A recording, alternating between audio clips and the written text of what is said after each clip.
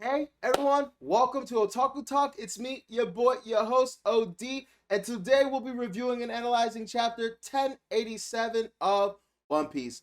First and foremost, it is great to be back. I've missed you guys, I've missed One Piece, and Oda hit us with another banger. I heard in like our comment section though that actually the next this chapter and the next maybe I think two chapters were like written in advance. So these are technically pre-surgery. Don't quote me on that. I don't really have a source. It's the guy for the comments. And I don't even know if he has a source or if it's more of a like trust me bro type of thing. But apparently this was written, drawn before the surgery. So who the hell knows? But anyway, phenomenal chapter. Can't wait to get into it. If this is your first time on my channel, would greatly appreciate it if you could like, share, and subscribe. Would honestly just mean the world to me. You'd be helping a up and coming YouTuber out. Just hook a brother up. And anyway, without much further ado, let's get into this review.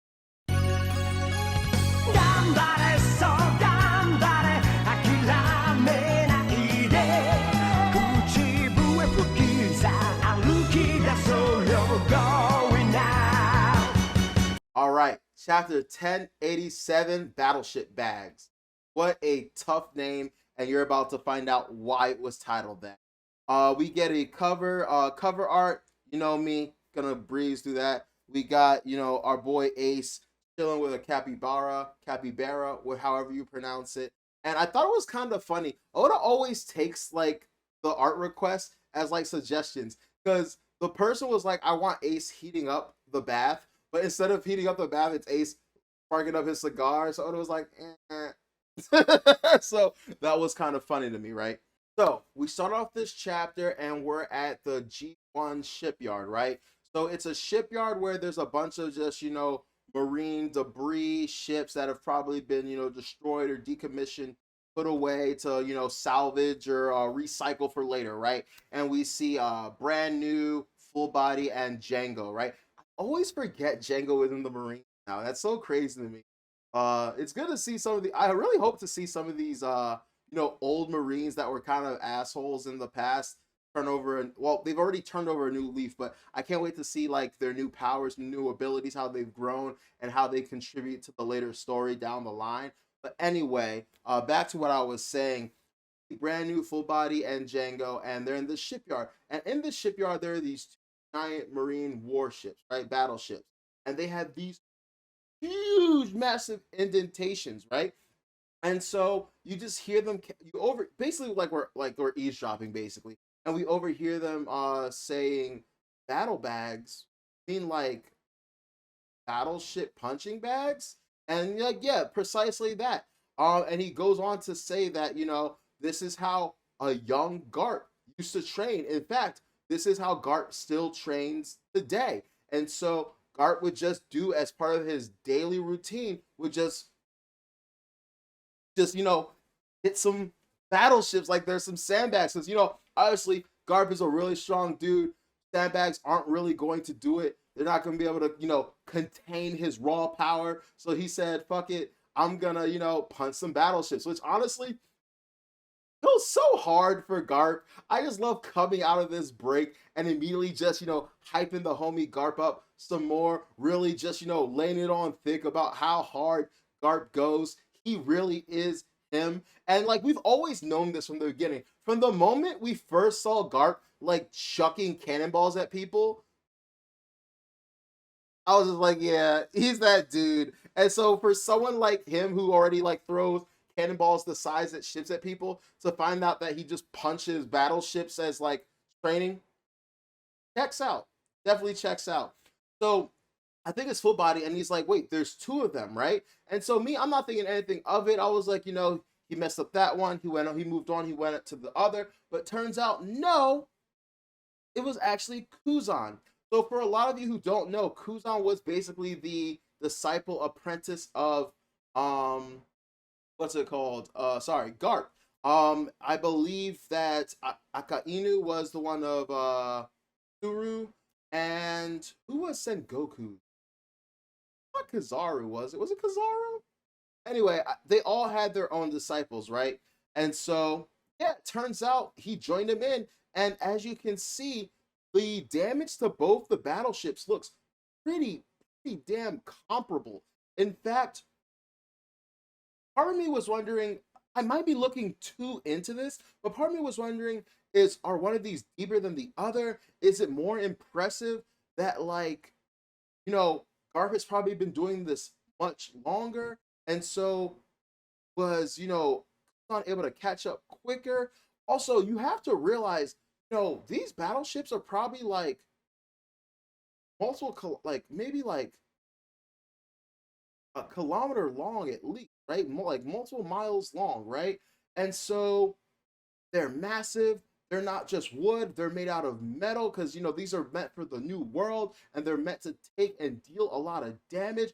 Also, they're all lined with sea stone. And I'm not sure if the dark part at the bottom is the sea stone or the entire, like, bottom hull or whatever you want to call it. I don't know shit parts. It's sea stone, but this is really, really, really hard material. So it's not just like, it would be impressive alone to like hit a battleship, but just knowing everything we know about this battleship, even it makes it even more so impressive. So we immediately transition over to Hachinosu, and before we can even like get our bearings on what's happening, we see that, like, what's his name? San Juan Wolf has been knocked into the ocean completely upside down. And I'm like, are you kidding me right now? That means that Garp had to hit him with the Shoryuken and sent his ass flying. And like everyone's like, quick, go get him. And it's just like, how? This dude is like the biggest giant of giants. How is it possible for you guys to be able to get him? So I don't know. That dude is drowning at the moment because, I want to say he's submerged, but it's super weird. This time his top half is bottom, so maybe he's actually in danger. But we've seen him like walking in the like ocean in the sea before, so we'll see how he gets out of this one. But that was crazy to me. Immediately after that, we have Vasco's shot, and he appears to chug some liquid. At first, I thought it was alcohol, but I was like, that's really confusing to me because, like, what's the point of having the glug glug fruit if like you have to chug alcohol in the first place? Or maybe he's just doing it to turn up. Maybe he made it himself. Well, not to turn up. He's going to use that as an attack, but I don't know. I think we'll get more information on how he fights later when we have our like 1v1 stuff with the Straw Hat crew. Oda really, really doesn't like revealing things early, which can be kind of a hassle at times for us, like comprehension wise, trying to figure out like what's happening. But I digress. Anyway, he shoots what's it called? I think like the heavy drinker hearth fire at Garp. And this part cracks me the mess up. I was about to cuss. I will cuss sometime. Ever not. Anyway, this part cracks me up because I feel like Garp could have got out the way, could have like went into the ground and pulled it up, kind of like on some. Who did that? Was that Deku who did that? Just like went into the ground and pulled up the ground or whatever to block it. Could have, honestly just hockeyed up and tanked the attack. No, Garp said, "Us, fuck you." Grabbed the two closest pirate scum and just went. Was completely unnecessary. He did that shit intentionally. He really wanted to let them suffer and said, "Yeah, y'all just gonna shield this for me." The sheer brutality. Now, I didn't notice this next part when I first read it, but then when I went back, I was like, "Yo!" So Vasco's shot follows up with another flame-based attack, right? And we just see Garp. I didn't realize what he was doing at first, but now after a reread, I realized he is just literally just just grabbing any pirate around him. Sheer pettiness, just grabbing any pirate around him. Bow, bow, just letting him, just let it catch on fire and toss them. Boom, boom, boom, boom, bow, bow, bow. Just letting Vasco's shot fuck up his own allies. And if that is not the cruelest, coldest thing ever, I don't know what is. Garp is a savage. He is a goddamn savage, and I am 100% here for it.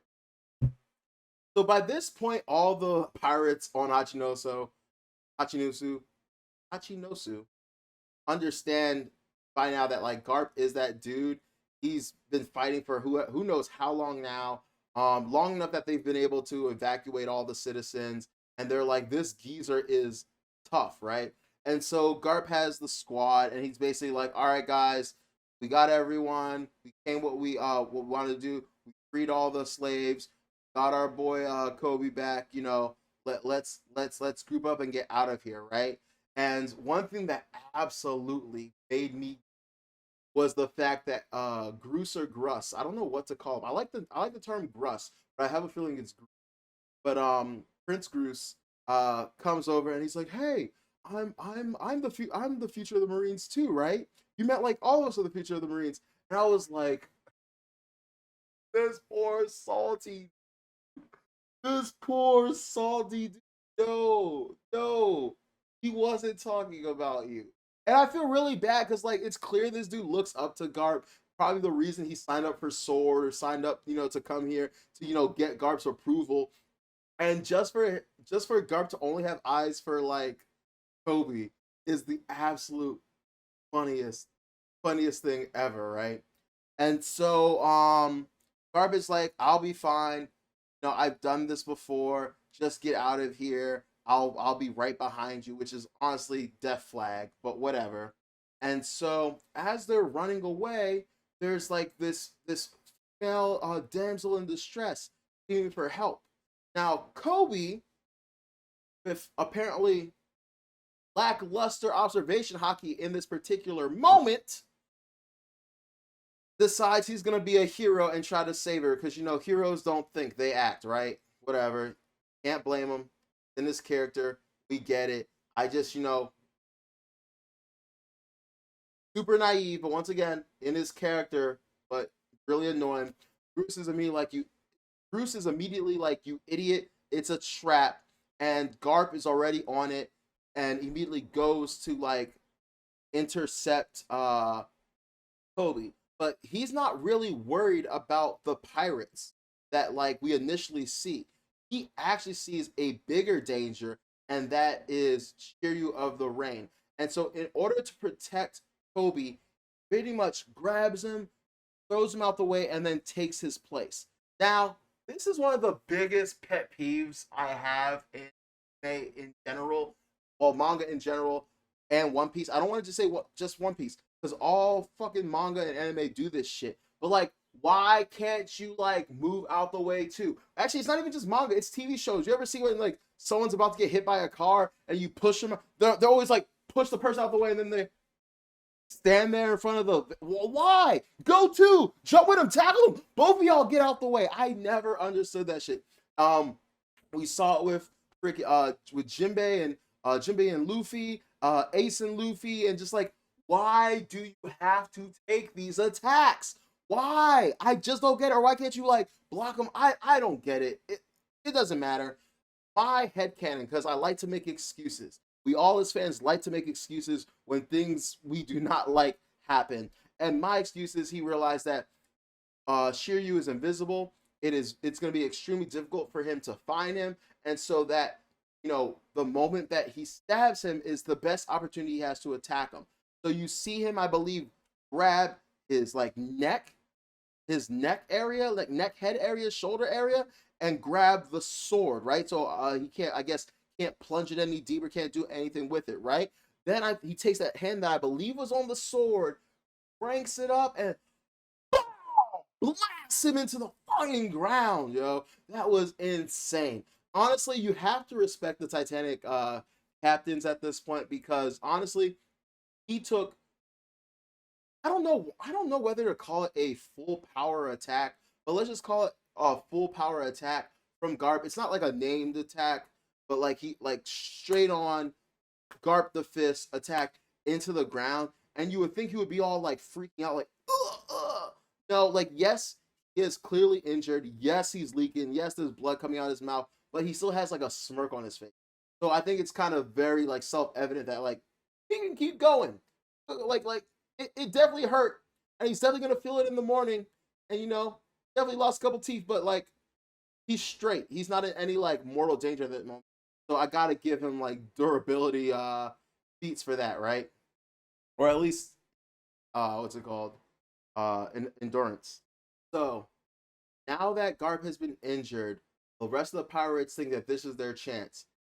This dude that was tearing them apart, messing them all up, he can bleed. He can bleed. This is his moment. He's weakened. He has a whole sword coming out of his body. They're like, this is our chance. Also, a lot of them are really eager because he has 3 crowns. I believe every crown is a berry, so he costs 3 berries worth of crowns. Sorry.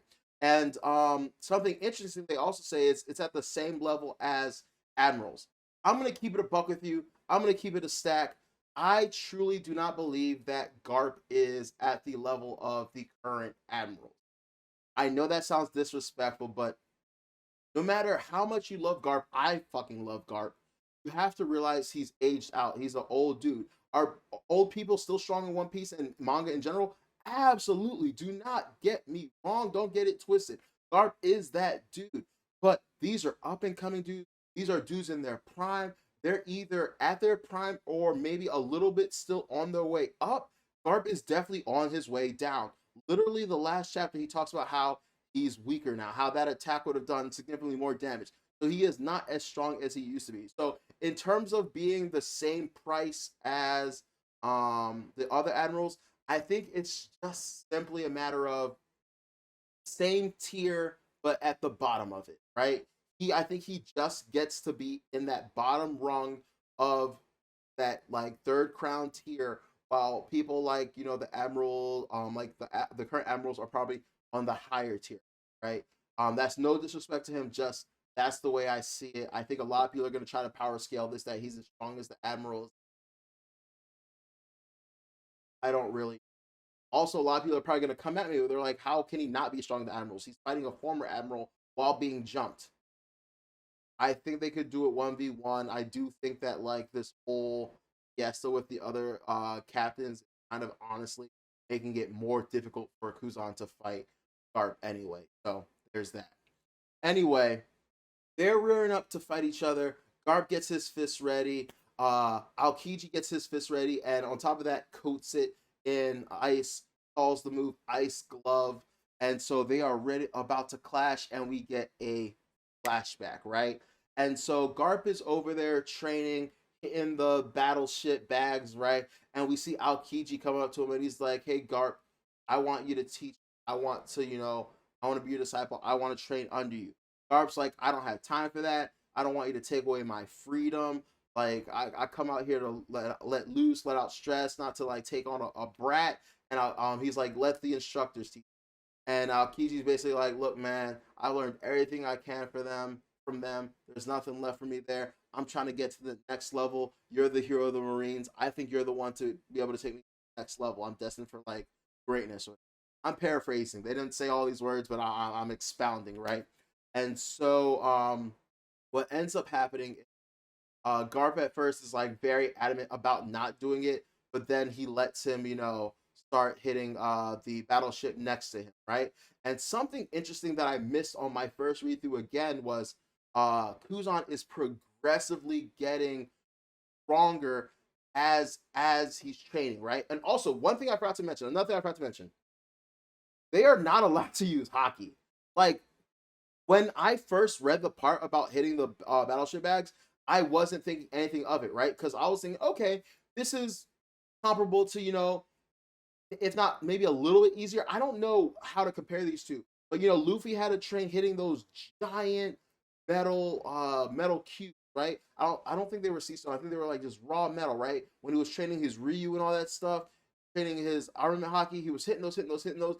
Now I don't know which is harder because I feel like those are more dense. Like it is a fully packed, compact, and this is a battleship which is much bigger, but like the plating on it is probably going to be thinner. It's going to be hollow behind it. That's what gives it that give, right? So I don't know how to quite compare them, but I was like, okay, it's impressive, but he's using hockey. We know how strong hockey can be, blah blah. No, no, they are bare knuckle punching metal and sea stone without use of hockey. That shit is fucking insane. insane.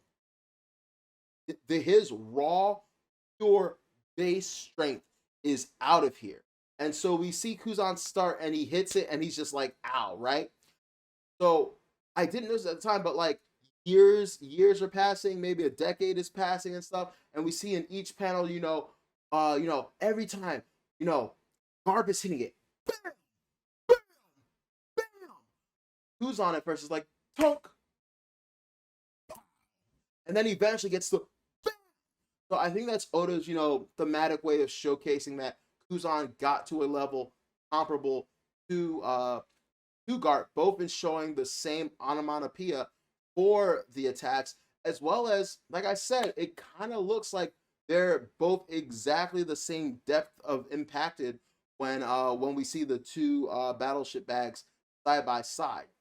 On top of that, I think Oda shows us that he like kind of grows closer to Kuzan, because as the time passes, there's one moment where he's like, darn it, my my son has joined the revolutionaries, and Kuzan's like, okay, and then Garp is like, damn it, my grandson wants to be a part, I won't allow it, and Garp's like, that's cool, why are you telling me? And I think it's super funny, just like how like initially Garp was super cold to Aokiji, and Aokiji was the one that was like looking to train under him, and it kind of like swapped. Even though I guess Aokiji didn't really give us much, but like this is Garp's way of showing like emotion, like he clearly likes Aokiji, and Aokiji's like kind of cold to him. No pun intended, but like kind of cold to him, and you can tell that Garp really likes him because later on he's like,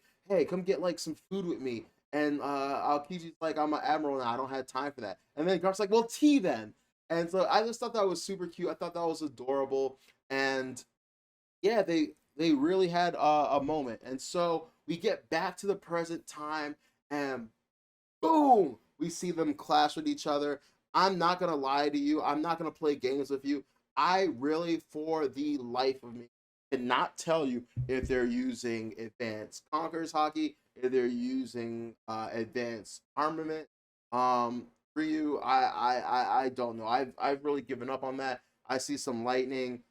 Who the hell knows what's going on? One thing I really do want to say though is Aokiji is really, really, really wearing his petty scarf right now, because this dude before the clash was like, you have a habit for raising enemies.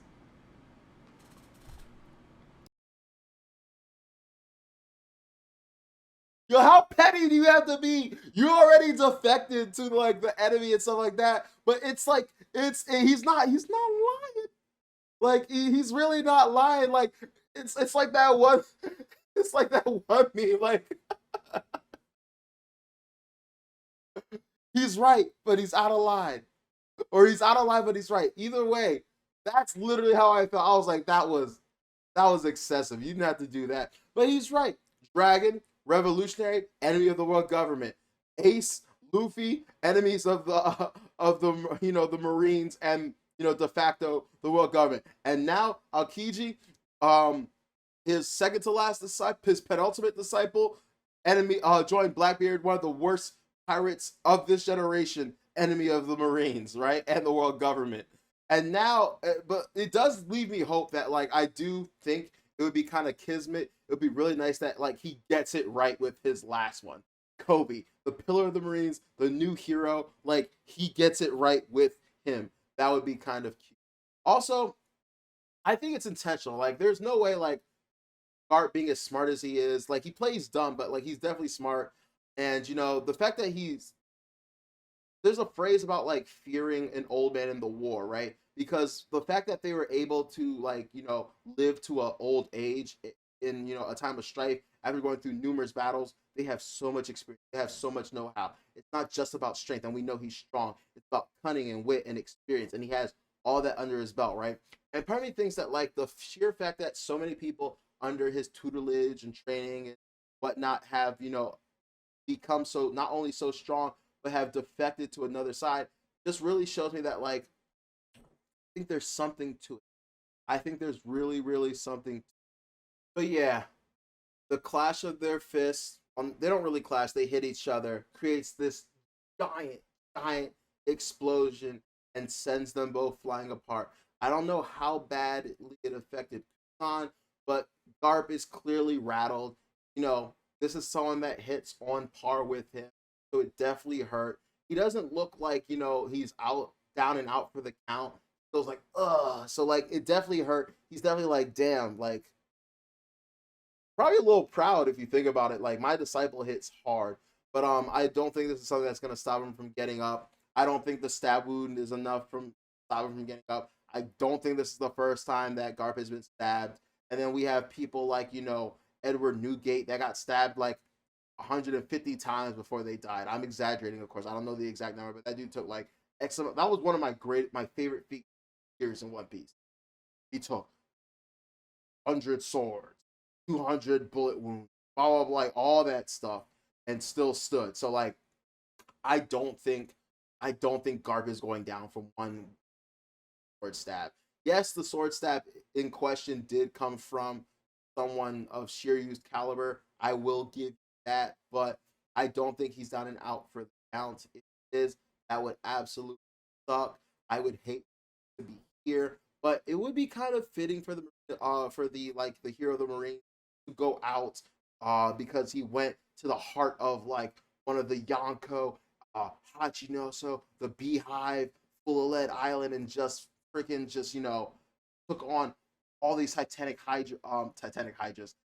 captains at once. That would be like that would look good. That wouldn't be something that you could look down on Garp for befalling, right? So anyway, as the ships are trying to flee, you have Alvaro Pizarro, who's the island fruit. Which, by the way, don't even get me started on this fruit because it kind of makes no sense to me.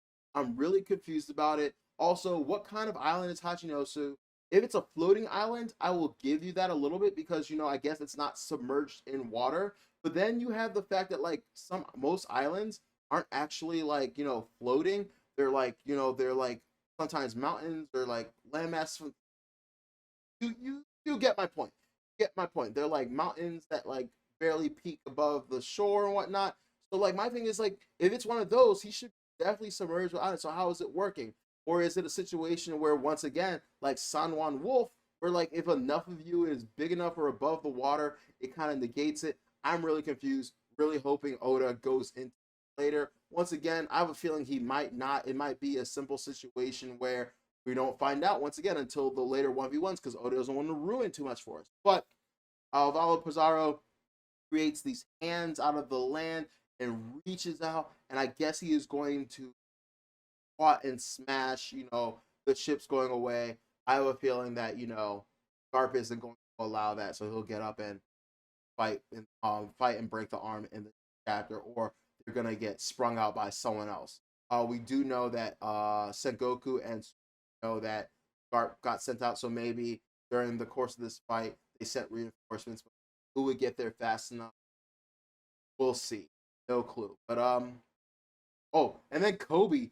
Kobe has the audacity to be like, no, there's like innocent civilians on this. Do you think they care? Those were their slaves, bro. They would rather go for broke. And there's no way they're trying to let like you guys escape and Garb escape. Like they're gonna get something out of this. They're not gonna allow you guys to come on their turf and just leave. That's so disrespectful. It's gonna look as bad as when like Luffy did that to Big Mom. So that's not happening. But anyway, I will leave that there. Phenomenal, phenomenal, phenomenal chapter. I cannot wait for next week. Oda, you're the GOAT. You've been doing incredible things. I wish you the best of luck. I obviously your eye surgery was successful. I can't wait to see what you bring us now that you can see. I hope it's like Curry after he got his eye surgery. It's gonna be cooking. Anyway, take care, everyone. Thank you guys for tuning in. This has been Taku Talk. Your boy, your host, OG. Please remember to like, share, and subscribe. And have a great weekend, folks. Peace.